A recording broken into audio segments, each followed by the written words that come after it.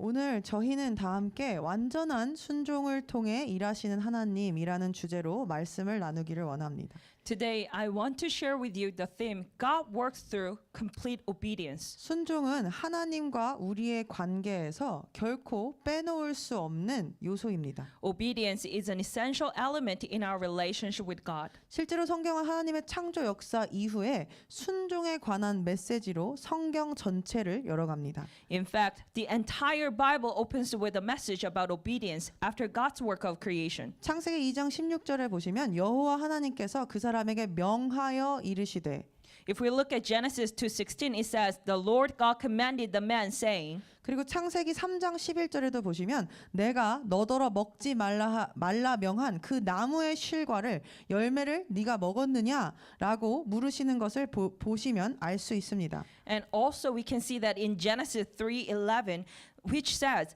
"Have you eaten of the tree of which I commanded you not to eat?" 그러니까 하나님께서 명하시고 먹지 말라고 명하신 순종을 요구하신 것으로 성경이 시작되었다는 이야기입니다. So God commanded man not to eat, and He commanded the man. So it shows us that the Bible started with a command and obedience from man. 하나님께서는 아담과 하와에게 하나님을 사랑하라고 말씀하시지 않으셨습니다. God did not tell Adam and Eve to love Him. 하나님께서는 아담과 하와에게 선행이나 착한 일을 하라고도 말씀하지 않으셨습니다. God did not tell Adam and Eve to do good deeds. 하나님께서는 아담과 하와에게 단 한 가지만을 요구하셨었는데 그것은 오직 순종이었습니다. God asked the only one thing from Adam and Eve, and that was obedience. 하나님께서 아담에게 이브에게 믿음이나 사랑 같은 것이 중요하지 않아서 선행이 중요하지 않아서 아담에게 순종만을 말씀하신 것이 아니라 순종이 사랑과 믿음, 선행 그 모든 것들을 포함하는 행위이기 때문입니다. It was not that God only spoke to Adam about obedience because things like faith and love were not important, but because obedience included everything, love, faith, and good deeds. 그러나 아담은 하나님의 이 유일한 명령, 순종하라는 이 명령에 불순종하였습니다. However, Adam disobeyed God's only command, which was to obey. 그래서 그는 에덴 동산에서 쫓겨났고 자신뿐만 아니라 후손들에게까지도 하나님과의 관계의 단절을 대물림시켰습니다. So he was expelled from the Garden of Eden and passed down this connection from God to himself and his descendants. 순종하지 않았던 것이 이토록 오랜 시간, 지금까지도 이어지는 이 오랜 시간의 힘든 싸움을 가져온 것입니다. Disobedience has brought this long and difficult fight until now. 즉 우리의 삶에 있어서 하나님의 백성으로서 자녀로서 가장 중요하게 여겨야 할 것이 순종이라 해도 과언이 아닐 것입니다. That is, it is no exaggeration to say that obedience is the most important thing in our lives as God's people. 그리고 성경은 또한 시작도 순종으로 열어가지만 그 마무리도 순종으로 짓고 있다는 것을 알 수 있습니다. So the Bible says that obedience was God's first requirement, command for the man, but we can also see that the last part of the Bible also talks about the obedience. 순종이 하나님의 첫 번째 요구였다는 것을 우리가 지금 살펴보았습니다. We just saw that obedience was God's first requirement. 그러나 하나님의 마지막 요구도 순종이라는 것을 우리는 오늘 성경의 마지막 장인 요한계시록 22장 14절에서 발견할 수 있습니다. We can also see that this was the requirement that God asked of us at the last of the Bible by looking at Revelation 22:14, the last chapter of the Bible. 그 계명들을 행하는 자들은 복이 있나니 저희가 생명나무에 나아가며 It says, "Blessed are they that do His commandments, that they may have right to the tree of life." 계명들을 행하는 자는 순종하는 자들을 가리킵니다. Those who do His commandments refer to those who obey them. 즉 성경은 처음부터 마지막까지 에덴의 타락에서 인류의 타락에서 회복에 이르기까지 단 한 가지를 강조하고 있는데 그것이 바로 순종이라는 것입니다. In other words, the Bible adheres to only one thing from the beginning to the end, from the fall of mankind to restoration, and that is obedience. 이렇듯 순종은 그리스도인의 삶에 있어서 가장 중요한 삶의 태도일 것입니다. In this way, obedience is the most important attitude in the Christian life. 그런데 아담이 저지른 죄만 봐도 알 수 있듯이 인간에게 우리에게 순종이라는 것은 결코 쉽지 않습니다. However, as can be seen just by looking at the sin committed by Adam, obedience is never easy for humans. 그러나 낙심할 필요가 없는 것은 우리가 아담의 원죄에서 벗어나 순종의 열매를 맺을 수 있게 하시기 위해서 예수님께서 현재 우리를 돕고 계시다는 것입니다. But we do not need to be discouraged because Jesus is helping us to be free from Adam's original sin and to bear the fruit of obedience. 불순종의 자녀인 우리들이 순종할 수 있게 하시기 위해서 예수님께서는 우리를 대신하여 십자가에서 찢기고 모욕을 당하시며 죽으셨고 부활하셔서 비로소 우리에게 그분의 영을 보내실 수 있었습니다. 그래서 우리로 하여금 그분의 계명을 따를 수 있게 순종할 수 있게 하신 것입니다. He helped us to obey, and that's why Jesus was torn and mocked on the cross and died instead of us and was resurrected, giving us His Spirit. 그리고 우리가 그분의 순종을 배우게 하시기 위해서 예수님께서 먼저 순종을 배우셨다고 성경은 말합니다. And to teach us the obedience, Jesus learned the obedience of Himself first. 그것이 히브리서 5장 8절에서 9절에 나와 있습니다. And that is written in Hebrew 5:8-9. 그런데 여기서 우리가 잠시 주목해 보길 원하는 것은 예수님께서 순종을 어떻게 배우셨냐 하는 것입니다. But what I want us to focus on here is how Jesus learned obedience. 성경은 예수님께서 고난을 통하여 순종을 배우셨다고 말합니다. The Bible says that Jesus learned obedience through suffering. 예수님께서도 순종을 배우시기 위해서 고난을 거치셔야 했다면 우리의 인생에도 고난이 있는 것은 당연할 것입니다. If Jesus had to go through the hardship and suffering in order to learn the obedience, us having the suffering in our life is natural. 우리의 인생에도 하나님께서 우리를 순종하는 그분의 자녀로 빚어가신다면 우리의 인생에도 반드시 고난이 있을 수밖에 없다는 것입니다. If God molds us into obedient children in our lives, hardships or sufferings will inevitably follow in our lives. 그래서 우리는 많은 믿는 자들 그리고 그리스도인들에게서 고난의 자리에서 그들이 고난에 처했을 때 하나님께서 그들에게 무엇을 가르치시고자 하는지를 묵상하며 스스로 고난을 벗어나려 하거나 결론을 먼저 내리지 않는 모습을 보곤 합니다. So in that place of suffering, we see Christians meditate on what God is trying to teach them and do not come to their own conclusions. 왜냐하면 이 고난을 통해서 하나님께서 순종을 우리가 배우길 원하신다는 것을 거듭난 그리스도인이라면 마땅히 알고 있기 때문입니다. Because born again Christians know that through suffering, God wants us to learn obedience. 세상의 방법은 이것과 반대입니다. Of course, the way of the world is complete opposite. 고난을 그저 벗어나려고만 합니다. It tells us to just to get away, run away from the suffering. 그러나 진정한 그리스도인들은 고난을 그저 벗어나려고 하는 것이 아니라 그 자리에서 순종을 예수님과 같이 배워간다는 것입니다. But true Christians go through this suffering. 그래서 세상 사람들은 이런 고난을 받으면서 그 자리에서 스스로 벗어나려고 하지 않는 우리들을 보면서 답답해하는 경우도 있습니다. People in the world sometimes feel frustrated when they see us just going through such hardship and not trying to escape from it. 왜 고생을 사서 하냐? 왜 쉬운 길을 두고 가시밭길을 가려고 하냐? 라는 말들을 우리는 종종 듣곤 합니다. And we often hear people saying, "Why do you go through all the trouble and why are you leaving the easy path and taking such a thorny path?" 그러나 사도 바울은 고린도전서 1장 18절에 명확히 십자가의 진리가 멸망하는 사람들에게는 어리석은 것이지만 구원받은 우리에게는 그리스도인들에게는 하나님의 능력이라고 말했습니다. But Apostle Paul said in 1 Corinthians 1:18 that for the word of the cross is folly to those who are perishing, but to us who are being saved, it is the power of God. 고난 안에서 순종을 배우신 예수님을 따라가는 그 진리가 우리에게는 하나님의 능력이 된다는 것입니다. So following the footstep of Jesus who learned the obedience through the suffering, that becomes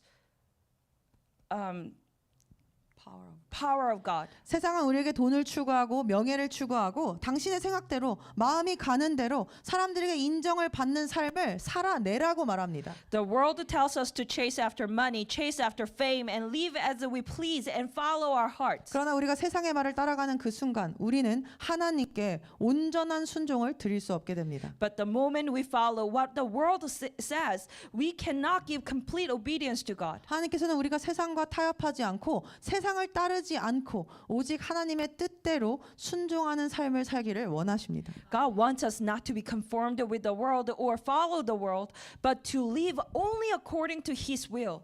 오늘 본문의 요한복음 2장의 물 떠온 하인들 역시 세상이 봤을 때는 매우 어리석고 이해가 가지 않는 사람들이었습니다. The servants who drew water in today's main text they were also foolish people in the eyes of the world. 오늘 본문에도 인생에서 만난 어려움, 고난이 등장합니다. Today's text also describes one of the difficult situation in life. 풍성하고 기쁨이 넘쳐야 할 혼인 잔치에 포도주가 떨어지는 아주 당황스러운 일이 생긴 것입니다. The wedding feast, which should have been rich and joyful, ended up running out of wine. 지금 우리라면 잔치집에 포도주가 조금 떨어져도 마트에 가서 금방 사오면 되니까 별것이 아닐 수 있습니다. Of course, if we was this era, this time of the era, it might not have been a big deal because we could just go to the market and buy wine, even though we run out of wine at the banquet. 그런데 이 당시에는 마켓이 주변에 있는 것도 아니고 포도주가 떨어지면 어디서 구해올 곳도 없었을 뿐더러 포도주는 하루 아침에 만들어지는 술도 아니었습니다. However, at the time, there were no grocery stores like these days, and when wine ran out, there was no place to get it. And plus, wine is not something that can be produced in a day. 게다가 유대인들의 혼인잔치는 기본적으로 일주일 이상이 지속되는 그들의 삶에는 아주 중요한 행사였습니다. Moreover, the Jewish wedding feast is a very important event in Jewish life that basically lasted for more than a week. 이 혼인잔치에서 누리는 즐거움이야말로 유대인들의 인생에 있어서는 최고로 아니 어쩌면은 유일하게 누릴 수 있는 기회라고까지 말하는 사람들이 있을 정도로 이것은 중요한 일이었습니다. Some people even say that the joy enjoyed at the wedding feast is the best or perhaps the only opportunity in Jewish life. 그렇게 인생에서 가장 큰 즐거움과 기쁨을 누려하는 그 순간에 포도주가 떨어진 것은 그들에게 큰일이 났다는 뜻입니다. So running out of wine at that very moment to enjoy the most joy and pleasure in one's life was a big problem. 그런데 중요한 것은 이 중요한 순간에 마리아가 보였던 반응입니다. But what is important is Mary's reaction at this important moment. 마리아는 예수님께 도움을 청했습니다. Mary asked Jesus for help. 예수님이 누구신지 어머니였던 마리아는 명확히 알고 있었기 때문입니다. This is because Mary, the mother of Jesus, clearly knew who Jesus was. 그런데 마리아의 요청에도 예수님께서는 다소 그의 어머니가 민망할 수 있는 답변을 하십니다. 그것이 나랑 무슨 상관이 있냐고 여자여 하시면서 되물으시는 것입니다. And Jesus gives an answer that may be somewhat embarrassing to Mary. Jesus said to Mary, "Woman, what does this have to do with me?" 저라면 거기서 더 이상 여쭤보는 것을 그만뒀었을 것 같습니다. If I were Mary, I would have just stopped asking. 그런데 그럼에도 불구하고 마리아는 뭐라고 합니까? 5절 보겠습니다. Nonetheless, what does Mary say? Let's look at verse 5. 무엇이든지 그분이 시키는 대로 하여라. 마리아가 하인들에게 순종하라고 말합니다. Do whatever he tells you. She was telling servants to obey Jesus. 우리는 여기서 마리아의 꺾이지 않는 마음을 볼 수 있습니다. 마리아는 어떻게 이렇게 꺾이지 않는 마음을 가질 수 있었던 것입니까? Here we see Mary's unwavering heart. How could Mary react this way? 마리아가 예수님을 알았기 때문입니다. Because Mary knew Jesus. 예수님이 누구이신지를 그녀는 자신이 어떻게 예수님을 잉태했고 그리고 예수님을 키우면서 예수님을 누구보다 친밀히 경험하고 그분에 대해 알았던 것입니다. Mary knew who Jesus was. She must have known and experienced Jesus more intimately than anyone else, knowing how she conceived him and raised him. 그래서 사실은 이 인간의 육적인 필요, 인간을 즐겁게 하는 포도주가 떨어졌다는 것까지도 그녀는 예수님께 구할 수 있었습니다. That's why she was able to ask Jesus for even the physical need of a human being, such as a lack of wine. 그리고 어떠한 상황과 환경에서도 오직 예수님만을 믿고 의지할 수 있었던 것입니다. 것입니다. And that's why in any situation or environment, she could only believe in and rely on Jesus. 그리고 여기서 더욱더 중요한 것은 예수님께서 다소 민망할 수 있는 답변을 하셨음에도 불구하고, 즉 그분이 어떤 대답을 하시고 어떤 응답을 하시고 어떤 결정을 그 요청에 따라 내리신다고 할지라도 그분의 뜻에만 순종하기를 원했고, 그 순종을 그 순종을 하인들에게 가르쳤다는 것입니다. Mary knew who Jesus was and wanted to obey whatever decision he made, and however he phrased it, she wanted to obey, and she taught the obedience to the servants. 우리의 삶에도 이러한 순종과 믿음이 있습니까? Do we have this kind of obedience and faith in our lives as well? 우리는 어려운 일을 겪을 때 우리는 그 일을 어떻게 해결하려고 합니까? When we go through difficult times, how do we try to solve them? 내 생각으로 이런 걸 하나님이 기도하길 원하지 않으실 거야 라고 생각하며 내 생각으로 하나님께 기도조차 하지 않는 것들이 혹시 있지는 않습니까?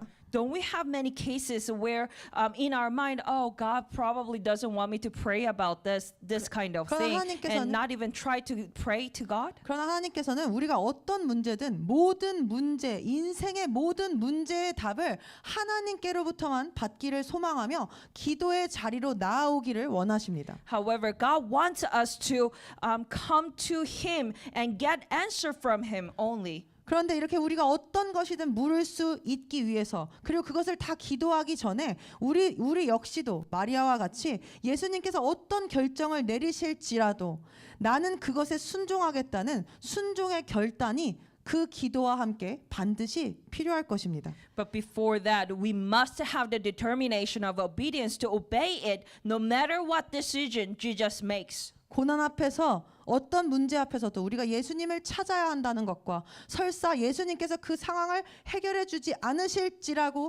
것 같다고 할지라도 끝까지 예수님께 순종하려는 이 마음 말입니다. In the face of suffering, we must seek Jesus, and even if it seems that Jesus will not solve the situation, we must obey him until the end. 그럴 때 우리의 인생에도 물이 포도주로 변하는 기적과 같은 엄청나고 놀라운 기적이 일어나게 될 Then 것입니다. a miracle like water turning into wine will occur in our lives. 이어서 보시면 7절에 예수님께서 드디어 움직이십니다.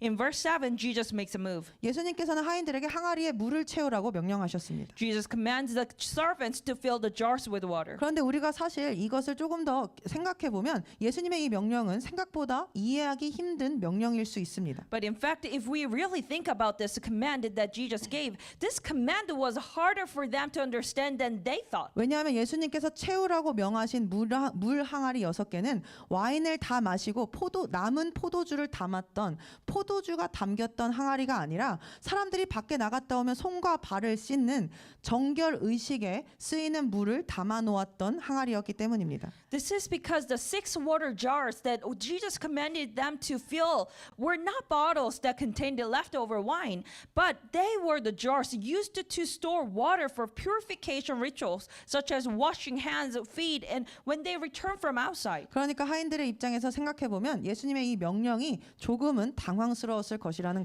것입니다. So if we think about it from the servant's perspective, Jesus' command would have been a bit absurd. 아니 도대체 이게 포도주랑 무슨 상관인가 했을 것입니다. They may have wondered, what on earth did this have to do with wine? 우리의 삶에도 이러한 순간들이 있습니다. And there are moments like this in our lives too. 예를 들어서 나는 지금 돈이 없어서 너무 힘들고 생활고에 시달리면서 힘든데 하나님께서는 그 재정을 축복하는 응답을 해주시지 않고 전혀 상관없어 보이는 다른 사람과 잘 지내라, 다른 사람을 사랑해라 라는 것과 같은 계속 다른 부분의 이야기만 하시는 것 같은 때가 있기 때문입니다. For example, there are times when we feel like God is unresponsive and keeps talking about other things when we have a difficult time due to not having enough money or making a living is hard. 우리의 기도에는 응답해 주질 않으시고 우리가 봤을 땐 자꾸 상관이 없는 것 같은 영역을 말씀하시고 순종하라고 하시는 것입니다. Instead of answering our prayers, we feel like God keeps telling us about areas that seem unrelated. 혹시 우리 역시도 이렇게 응답되지 않는 기도 제목들이 있진 않습니까? Are there any unanswered prayers in our lives? 그리고 우리가 기도 응답을 바라는 영역에는 하나님께서 마치 일하시지 않는 것 같고 다른 요구만 계속해서 하시는 것처럼 느껴지지는 않습니까? And don't we feel like Jesus only talks about other things without working on the areas where we want answers to our prayers? 그러나 이 가나안 혼인 잔치의 이야기를 통하여 우리가 깨달을 수 있는 것은 But what we can learn from this story of Cana wedding feast is 내 머리로는 이해가 안 되는 일에도 우리가 믿음으로 순종할 때 하나님께서 반드시 우리가 기도하는 영역까지 아직 응답하지 않으시는 영역까지 책임지시고 일하실 것이라는 것입니다.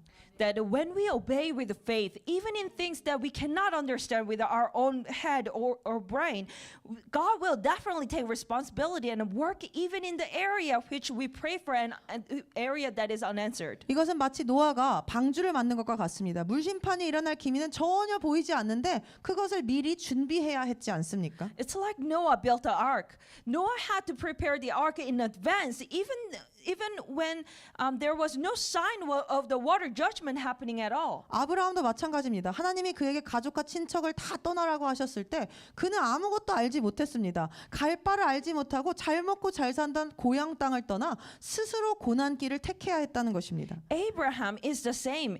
When God told him to leave his family and relatives, he did not know anything. He did not know where to go. He left his hometown where he lived well and ate well and chose the path of hardship on his own. 또 모세가 백성이 물이 없다고 불평하자 느닷없이 하나님께서 반석을 내리치라고 물은 주시지 않고 갑자기 돌을 내리치라고 하시는 것과 비슷하다는 것입니다. And it's similar to when Israelites complained about having no water, God suddenly commanded Moses to strike the rock. 나중에 그 반석이 예수 그리스도를 뜻하는 것을 우리는 물론 알고 있지만 그 당시 모세는 그것을 몰랐을 테니 도대체 왜 반석을 내리치라 하시는지는 알 수 없었을 것입니다. Later, we learned that the rock represents Christ, but Moses did not know that at that time, so he would not have known why he was told to strike the rock. 이처럼 하나님께서 하라고 하시는 것이 전혀 우리가 기대했던 모습이 아닐 가능성이 매우 높다는 것입니다. In this way, there is a high possibility that what God asks us to do may not at all be what we expect. 그러나 우리가 이해가 되고 결말을 알고 미리 하나님으로부터 답을 듣고 행하는 것은 순종이 아닙니다. But obedience is not doing something after we understand and know the outcome and hear the answer in advance. 이해가 돼서 하는 것은 순종이 아니라는 것입니다. What we do because we understand is not obedience. 저는 설사 우리의 생각에 이해가 되지 않을지라도 우리 모두가 지금 예수님께서 우리에게 말씀하시는 그 영역들에 순종하는 자들이 되기를 기도합니다. I hope that we will all be obedient to Jesus in the areas that He is revealing us to obey to, even if we lack understanding. 그럴 때 모세는 순종으로 그렇게 이해가 안 갈 때도 순종했기 때문에 그 순종으로 백성들에게 물을 공급할 수 있었고 노아의 그 순종으로 노아와 그의 가족들은 구원을 받았으며 아브라함은 이스라엘과 열국의 아버지가 될 수 있었습니다. However, through obedience, Moses was able to provide water to Israelites, and through Noah's obedience, Noah and his family were saved.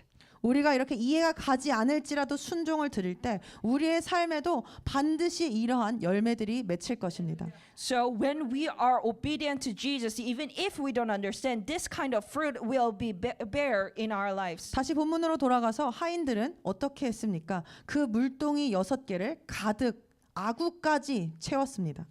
Going back to the main text, the servants filled the 6 water jars fully. 이때 이 정결례에 쓰였던 항아리는 그 들어가는 물이 120리터 정도나 되었다고 합니다. It is said that the jar used at that time contained about 120 liters each. 그러니까 그것이 6개였으니까 엄청난 양이었다는 것입니다. So it was 6 of them. So in other words, it was a lot of amount. 게다가 요즘처럼 물 호스가 있어서 물을 끌어다 댈 수도 없었을 것이기 때문에 물을 그들이 퍼다 날랐어야 했을 것입니다. Moreover, there were no water hoses at that time, so they had to draw and bring the water to fill the jars. 매우 힘들었을 것입니다. So it must have been very, very hard. 즉 이 순종은 하다가도 중도에 포기할 수도 있었던 순종이었다는 것입니다. So disobedience was actually an obedience that could have been giving up. They could have given up. 떨어진 포도주와 지금 정결례에 쓰이는 그 항아리에 물을 채우는 일이 무슨 상관인지도 도대체 몰랐음에도 불구하고 시작했지만 그 채워야 하는 양까지도 엄청났기 때문에 중도에 충분히 포기할 수 있는 일이었다는 것입니다.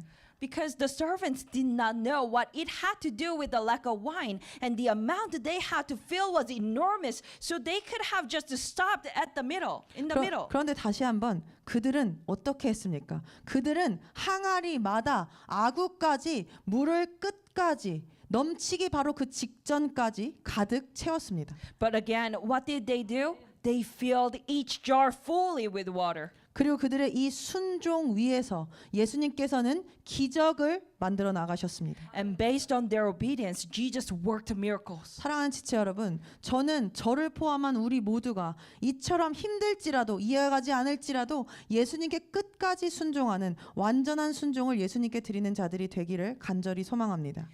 Dear body of Christ, I sincerely pray that we all become people who give complete obedience to Jesus until the end, even though it is difficult and even though it's hard to understand. 그리고 예수님께서는 이제 본문 8절에 그들에게 물을 떠서 잔치 책임자에게 갖다 주어라 라고 말씀하십니다. And in verse 8, Jesus commands them to now draw water and take it to the master of the feast. 그런데 사실 여기까지도 굉장히 힘든 순종이었는데 이번에 하신 이 두 번째 명령은 사실은 순종하기가 더 어려운 명령이셨습니다. But in fact, this second command from Jesus to bring the water to the master of the banquet was even more difficult to obey than the first one. 왜냐하면 그때까지 물이 포도주로 변해 있지 않았었기 때문입니다. Because the water had not turned into wine just yet. 성경 그 어디에도 8절 전에 예수님께서 이 포도주를 갖다 주어라 하시기 전에 포도주로 물이 변해 있었다라는 기록이 없습니다. Before verse 8, nowhere in the Bible does it record that water was changed into water, the wine. 즉 아직 그들의 눈으로 보기에 그것은 포도주가 아니었다는 것입니다. In other words, the waters in the jar it was not wine in their eyes. 그리고 와인 대신에 그 물을 갖다 주기에는 그 물은 마시는 물도 아니고 손 씻고 발 씻는 물이었습니다. Not only that, but the water that they were to bring it to the master was not a drinking water, but water for washing hands and feet. 그런데 그 물을 떠다가 자신의 주인에게 마시라고 갖다 주라는 명령을 주님께서 하신 것입니다. However, Jesus commanded them to take the water and bring it to his master to drink. 우리가 이 상황이라면 우리의 상사에게 이렇게 하기가 쉽겠습니까? 솔직히 어려울 것입니다. If we were in this situation, would it be easy for us to do this to our boss? No, honestly, it will be difficult. 그런데 이번에도 하인들은 예수님의 말씀에 어떠한 반문도 제기하지 않고 순종했습니다. However, the servants obeyed Jesus' words without raising any objection. 하인들은 끝까지 순종하는 온전하고 완전한 순종을 예수님께 드린 것입니다. The servants gave Jesus complete obedience to the end. 그리고 드디어 예수님의 첫 번째 기적이 이 땅에 이루어지게 됩니다. And finally, Jesus' first miracle is accomplished on this earth. 드디어 9절에 연회장은 물로 된 포도주를 맛보고도 어디서 났는지 알지 못하되 물 떠온 하인들은 알더라. 9절에 드디어 물이 변하여 포도주가 되었습니다. So verse 9 says, the water became wine, saying, when the master of the feast tasted the water now become wine, and did not know where it came from, though the servants who had drawn the water knew. 하나님께서 우리의 삶에도 순종하라 하시는 영역에 이런 나의 생각을 넘어서고 또 넘어서야 하는 믿음의 순종의 테스트가 분명 있을 것입니다. We too in our lives we do have this area where we have to obey, or God is asking us to obey beyond our understanding. 그런데 우리의 인생에서 우리가 완전히 우리의 생각을 넘어서 끝까지 순종하면 우리의 인생에도 물이 포도주로 변하는 것과 같은 하나님의 능력과 기적을 경험하게 될 것입니다. But if we obey completely and to the end, we will experience the power and miracle of God in our lives, like water turning into wine. 중요한 것은 잔칫집의 사람들이 그것을 마시기 전까지 하인들의 눈에는 아직 그 물이 포도주로 변하는 변화의 기미가 보였다거나 뭔가 그 포도주 향이 느껴졌다거나 하지 않았었다는 것입니다. The key point here is that before the guests at the banquet drank it, the servants hadn't noticed any signs of the water changing into wine, nor could they smell the delightful aroma of wine. 그들이 보고 맡고 만지고 느끼기엔 여전히 물이었다는 것입니다. They could not sense anything about wine when they were having when they had this water. 그러니 우리도 이 상황을 보고 느끼고 만져지는 대로 맡아지는 대로 해석해서는 안 될 것입니다. Therefore, we should not interpret things based on our senses. 그들이 만약에 자신의 오감에 의해서 보이는 것에 의해서 예수님의 명령에 순종한 것이라면 그들의 순종이 순종일 수 없었을 것입니다. If they had been able to feel, sense things, like using their five senses, if they had already known the outcome and obeyed Jesus' command, their obedience could not have been obedience. 다시 한번 순종은 보이지 않아도 느껴지지 않아도 내 육신의 눈으로 볼 수 없어도 맡아지지 않아도 이해가 되지 않아도 오직 말씀이신 예수님만을 믿고 신뢰하며 드리는 것입니다. Obedience is believing and trusting only in Jesus, who is the Word, even if we cannot see it or understand it. 그러니 우리는 내가 먼저 순종할 수 있게 보여주세요 라고 기도해서는 안 되는 것입니다. So we should not pray, God, show me so that I can obey. 먼저 발을 내딛고 먼저 순종할 때 하나님께서 보여주실 것입니다. 열어가실 것입니다. When we put our footstep one step forward and obey to God, He will show us. 사랑하는 지체 여러분, 지금 우리의 환경과 이런 인생의 어려움이 예수님과 나와의 관계에 내가 예수님을 믿는 것에 무슨 소용이 있는지, 문제 해결에 무슨 소용이 있는지, 나의 영적인 성장과 성숙에 무슨 관련이 있는지 우리는 이해가 되지 않을 수 있습니다. We may not understand what use our current environment and life's difficulties have for our relationship with Jesus, for solving problems, or for our spiritual growth or maturity. 그러나 기억하길 원합니다. 예수님께서는 우리의 순종이 온전할 수 있도록 그 일이 일어나는 이유의 단서도 조금도 일부러 의도적으로 보여주시지 않는다는 건 말입니다. But I want us to remember, Jesus intentionally give us no clue as to why this happens so that our obedience can be complete. 될 것 같아서 알아서 이해가 돼서 하는 것은 다시 한번 순종이 아니기 때문입니다. Again, what we do because we understand, because we know, is not obedience. 이스라엘 백성들이 여리고성을 마지막 일곱 바퀴째 돌 때까지도 아무 일도 일어나지 않았습니다. Nothing happened until the people of Israel made their last 7 rounds of Jericho. 성경을 한 바퀴 돌았을 때 성에 금이 좀 가기 시작했고 5바퀴째 돌았더니 여기저기 붕괴되기 시작했다고 말하고 있지 않습니다. The Bible doesn't say that after just one turn something cracked in the castle, or after 5 turns it started to collapse here and there. 그 대신 하나님께서는 마지막 이스라엘 백성의 순종을 받으신 후에 단 한순간에 여리고를 무너뜨리셨다고 성경은 기록합니다. However, the Bible records that after God received the final obedience of the Israelites, He destroyed the Jericho in a single moment. 나아만 장군은 어떻습니까? 그가 요단강에 그의 몸을 6번 담궜을 때까지만 해도 그의 몸은 여전히 아무것도 나아지지 않은 채 문둥병으로 썩어 문드러지고 있었습니다. What about General Naaman?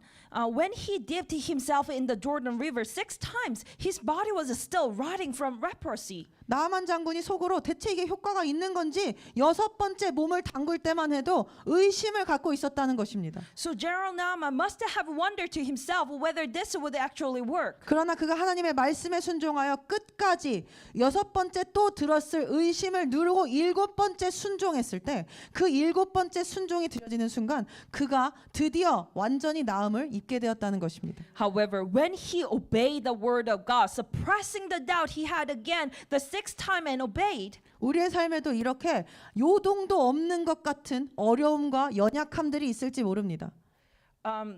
the seventh moment the obedience was offered, he was completely healed. And in our lives, we may have these kind of moments. 아무리 기도해도 아무리 울부짖어도 아무리 하나님께 구해봐도 무너지지 않을 것 같은 바위로 계란치는 것 같은 어려움과 연약함들이 있을 수 있다는 것입니다. There may be an area that we have the weaknesses and the stronghold or the areas that we feel like we are not able to overcome. 그러나 우리가 낙심하지 않고 끝까지 이 자리를 지키고 하나님을 붙드는 한 우리의 삶에도 물이 포도주로 변하는 기적을 반드시 보게 될 것이라는 것입니다. But as long as we stay where God has placed us and endure and goes through the time with Jesus, we will see the miracle of water turning into wine. 끝까지 순종할 때 When we obey until the end, 인생의 저주가 축복으로 바뀔 것입니다.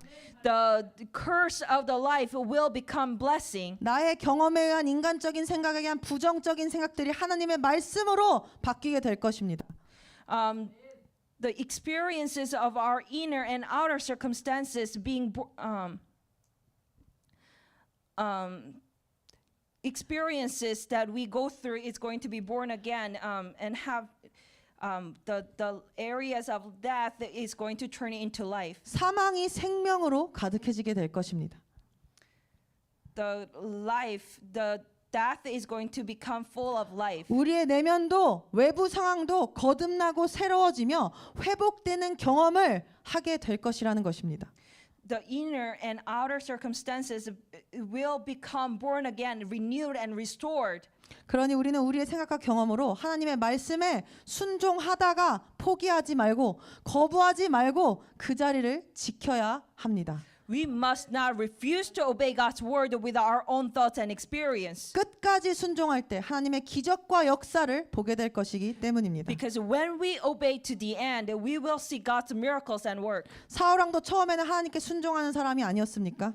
King Saul was initially a man who obeyed God. 처음에 그가 왕이 될 때를 성경에서 살펴보면 그는 자신이 연약하다며 왕이 될 자격이 없다고 말했습니다. 그러나 그는 그저 사무엘을 통한 하나님의 부르심에 순종했던 순종의 사람이었다는 것입니다. If we think about when he first became a king, he obeyed God's call through Samuel even though he was not confident in his own weaknesses. 그러나 그는 끝까지 순종하지 않았습니다. But he did not obey until the end. 그 아말렉과의 전투에서 하나님께서 가축도 아이도 남기지 말고 모조리 죽이라고 명령하셨음에도 불구하고 In the battle against the Amalekites, God commanded him to kill all animals, leaving no livestock or children 그는 behind. 순종하지 않고 좋은 양과 염소를 살려두고 소들을 살려두고 아각 왕까지도 살려두었습니다. But Saul spared the good sheep and goats and also spared the king Agag. 왜냐하면 자기 생각에 그것들을 살려두는 것이 백성들에게 환심을 살 것 같고 자신의 명성에 유익이 될 것 같았기 때문입니다. Because in his opinion,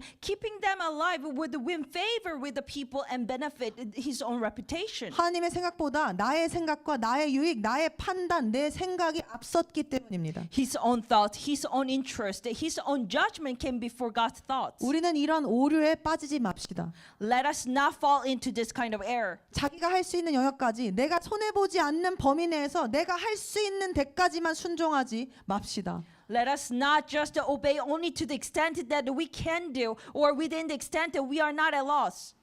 그 역시 수많은 가축과 사람들을 다 하나님의 말씀대로 처리했지만 자기가 포기할 수 없었던 작은 부분에서만큼은 순종할 수 없었습니다. Saul handled all those livestock and people according to God's word, but he could not obey the little things. He could not give up. 그리고 결국 이 선택으로 이 불순종으로 사울은 하나님으로부터 버려집니다.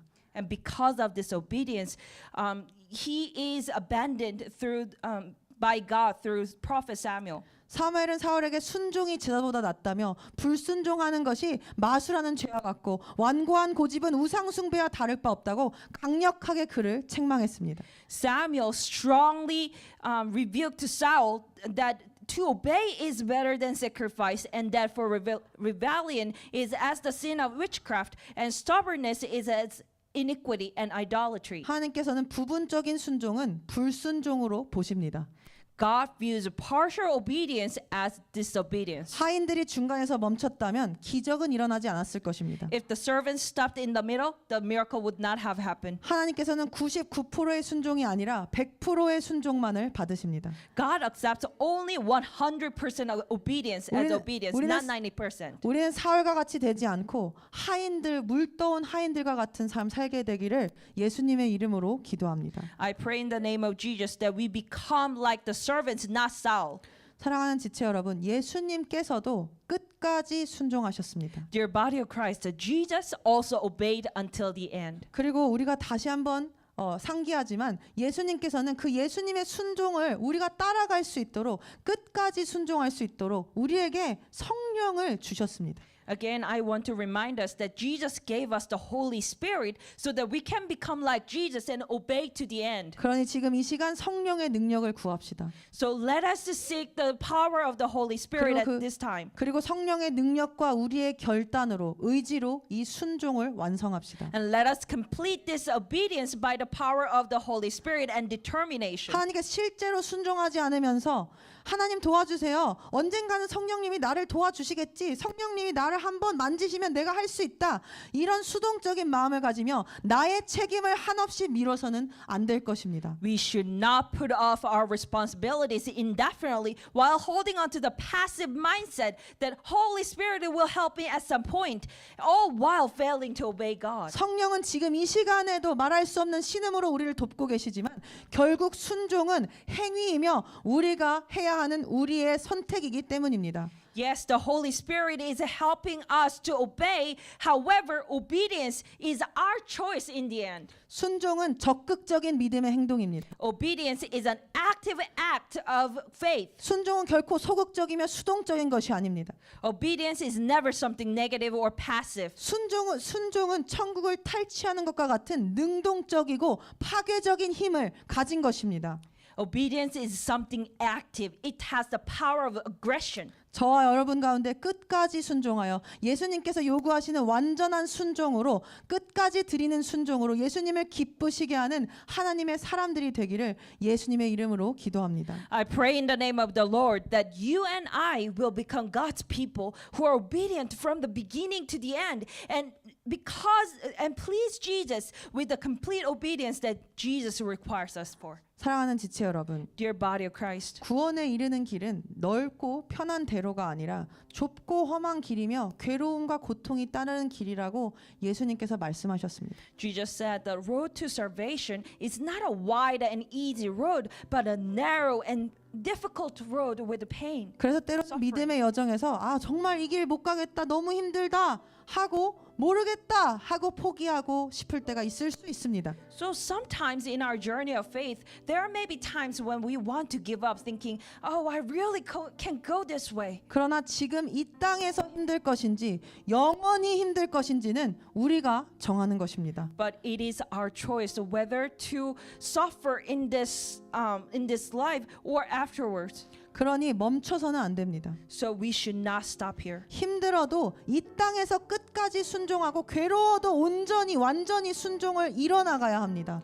Even if it is hard, even if it's difficult or suffering, we have to obey until the end and achieve complete obedience. 지금 여기서 괴롭지 않고 힘들지 않으면 우리는 영원히 힘들어질 수 있습니다. If we are not suffering right now, we may become suffering. We may be suffering eternally. 지금 잠깐 힘들고 괴롭겠습니까? 아니면 영원히 지옥에서 힘들 것입니까? Would you choose to suffer in this brief time period, or would you choose to suffer in the hell? 완전한 순종의 결단을 드리고 순종을 행해 나가야 할 것입니다. We have to determine to obey and obey until the end. 그리고 그때 우리가 예수님을 만난 그날 나중에 뒤를 돌아보면 그때 그런 고난이 있을 수밖에 없었구나, 이해 안 가는 순종을 하라고 하신 이유가 있구나를 분명히 우리 모두가 깨닫는 날이 올 것입니다. Later, when we meet Jesus, when we look back, there comes a day when we clearly realize, back then, something like this had to happen. 마치 오늘 본문 9절에 물이 포도주로 변한 것을 보며 120리터나 되는 물 항아리 6개를 가득 채워야 했던 그 힘든 순종, 그 고난의 길의 이유를 알게 된 하인들처럼 말입니다. Just like the servants in verse 9 of today's text learned the reason of obedience in filling out 120 liters of water by seeing the water turn into wine. 다른 사람은 그 누구도 그것이 어디에서 났는지 알지 못했으나 물을 떠온 하인들만은 알았습니다. Nobody knew where the wine was from except for the servants who drew the water. 그리고 더욱이 마리아의 말을 듣고 순종한 것과 같이 그들이 순종한 것과 같이 우리 역시도 교회 리더분들의 말씀 지체의 말들을 흘려듣지 않고 이해가 가지 않을지라도 순종하길 원합니다.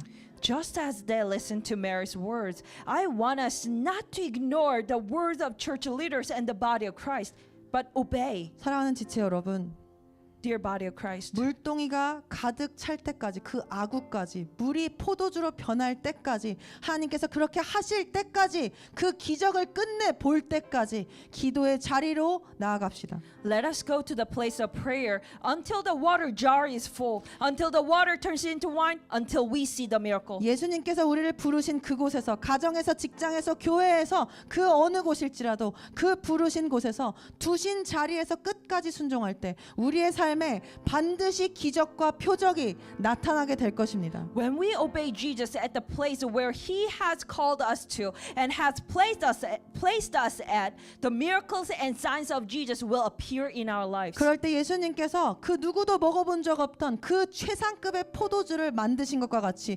우리의 인생도 우리로서는 도저히 이룰 수 없는 경험할 수도 없는 최상의 삶으로 이끌어 가실 것입니다.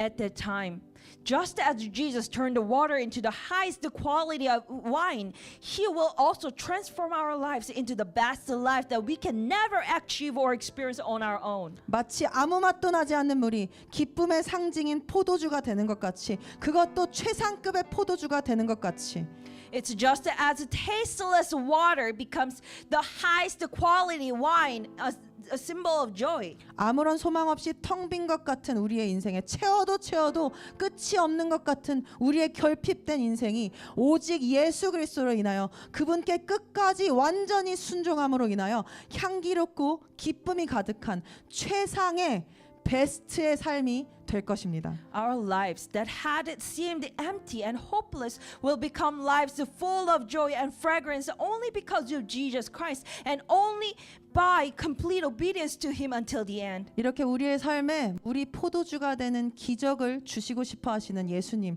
우리를 사랑하시는 예수님을 높이며 그분께 찬양함으로 우리 다 함께 나아갔으면 좋겠습니다.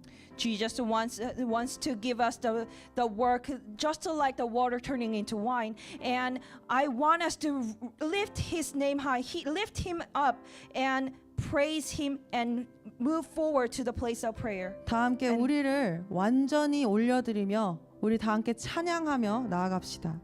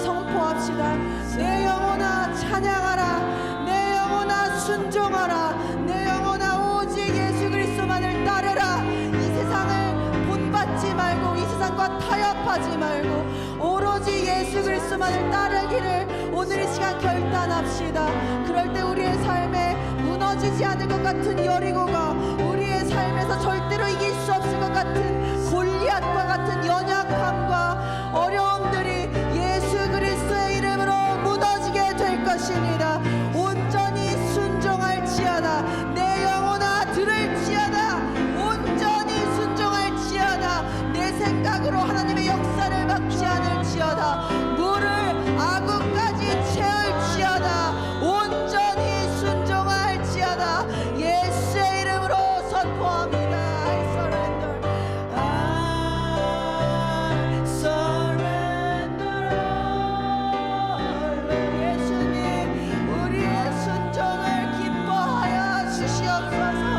주님, 우리의 연약함을 도와주시옵소서. 오늘 이 시간 결단하게 하여 주시옵소서. 오직 예수 그리스도를 전심으로 따라가는 자들 되게 하여 주시옵소서. I surrender.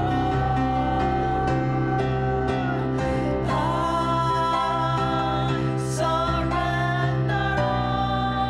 예수님께서 우리를 부르셨습니다. I surrender all, Lord, for I have heard your call to lay my life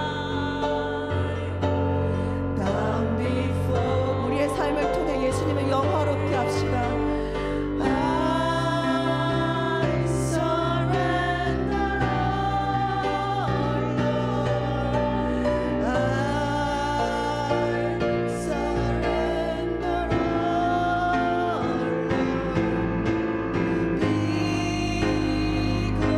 Be glorified.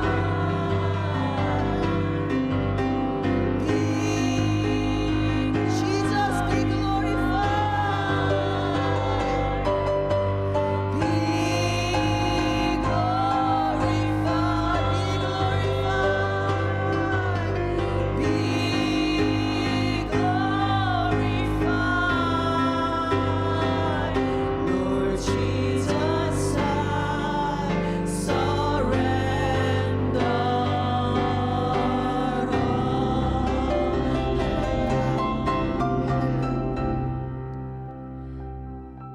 우리를 사랑하셔서 우리를 불러주신 주님 감사합니다. 예수님 감사합니다. 아버지, 우리가 직면한 어려움과 연약함들이 때로는 절대로 우리가 죽일 수 없을 것 같은 골리앗가 있고 절대로 무너지지 않을 것 같은 여리고와 같을 때가 있습니다. 아버지, 그러나 주님께서 우리가 우리의 눈에 보이지 않을지라도 일하고 계심을 우리가 믿음으로 선포하며 나아갑니다. 우리가 온전히 주님을 믿어드릴 때 주님께서 일하실 수 있습니다. 우리가 때로 이해가 가지 않는 순종을 주님께서 요구하신다고 할지라도 아버지, 우리가 우리의 모든 생각과 감정을 내려놓고 주님만을 따르길 원합니다. 주님께만 순종하기를 원합니다. 그럴 때 주님께서 물이 포도주가 되는, 최상급의 포도주가 되는 그런 기적과 여리고성이 무너지고 골리앗이 쓰러지는 그런 인생의 돌파들을 주실 것임을 우리가 믿고 선포합니다. 주님 감사합니다. 우리의 모든 승리와 이 우리의 모든 삶의 기쁨과 축복과 아버지 모든 은혜가 오직 주님께로부터 옴을 우리가 기억하며 감사드리며 우리가 이 시간 나아가길 원합니다. 주님 감사합니다. 이 한 주도 주님 함께하여 주시고 온전한 순종, 완전한 순종을 주님께 드리는 시간들 될 수 있도록 주님 우리의 결단과 함께하여 주시옵소서. 주님 감사합니다. 예수 그리스도 이름으로 기도드렸습니다.